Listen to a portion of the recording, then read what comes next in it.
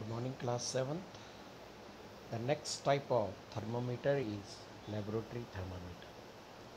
The laboratory thermometer is used to find out the temperature of other objects such as water rather than human body temperature.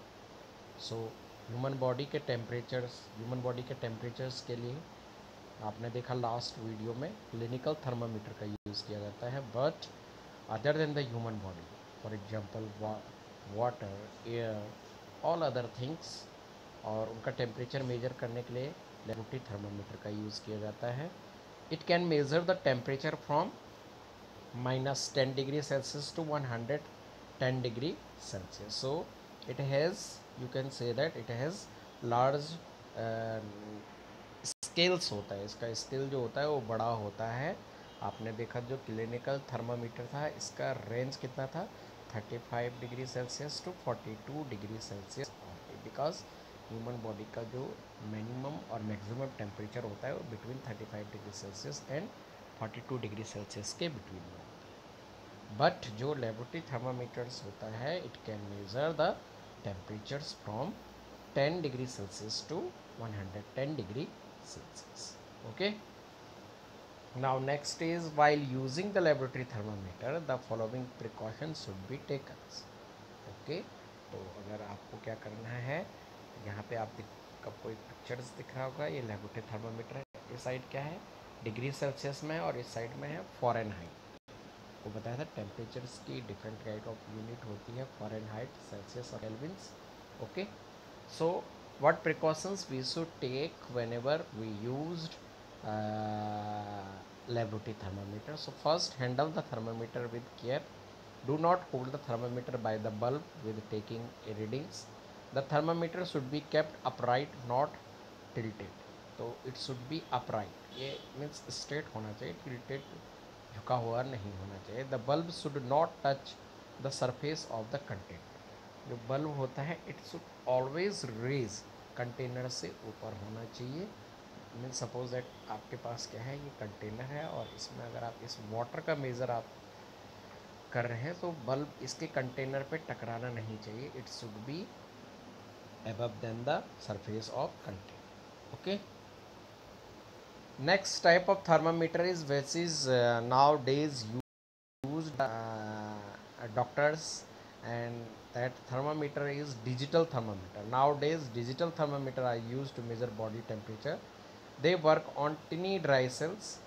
It is safer device because it does not contain mercury, which is toxic substances. तो ये safest you can say that, because mercury जब हम handling करते हैं mercury वाला thermometer, and suppose that accidentally वो thermometer break हो गया and then the mercury come contact with our body, it may be dangerous. तो जो डिजिटल थर्मामीटर होता है, एक तो इसकी रीडिंग इजीली क्या हो जाता है, रीडिंग देख सकते हैं आप. दूसरा, इसमें मरकरी जो क्या होता है, टॉक्सिक सब्सटेंस होता है, उसका कोई भी रिस्क इसमें प्रेजेंट नहीं है. ठीक है. Now transfer of heat.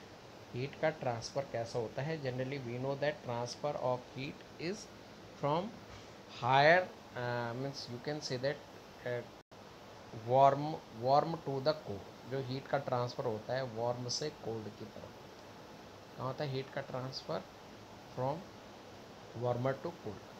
ठीक है.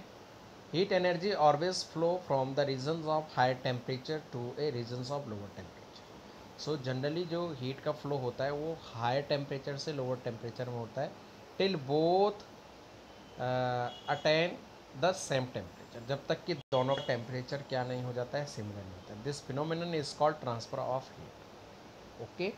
इस फिनोमिनन को क्या कहते हैं, ट्रांसफ़र ऑफ हीट कहा जाता है. और the main ways by which transfer of heat occurs are कंडक्शंस.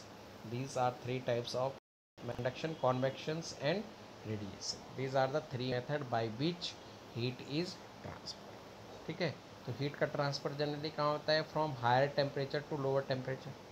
So heat के ट्रांसफ़र के लिए फर्स्ट कंडीशंस क्या होनी चाहिए, it should be first condition that two objects have different kind of temperature. एक का हायर टेम्परेचर होना चाहिए, एक का लोअर होना चाहिए. अगर दोनों का सिमिलर रहेगा, so then there is no change of heat.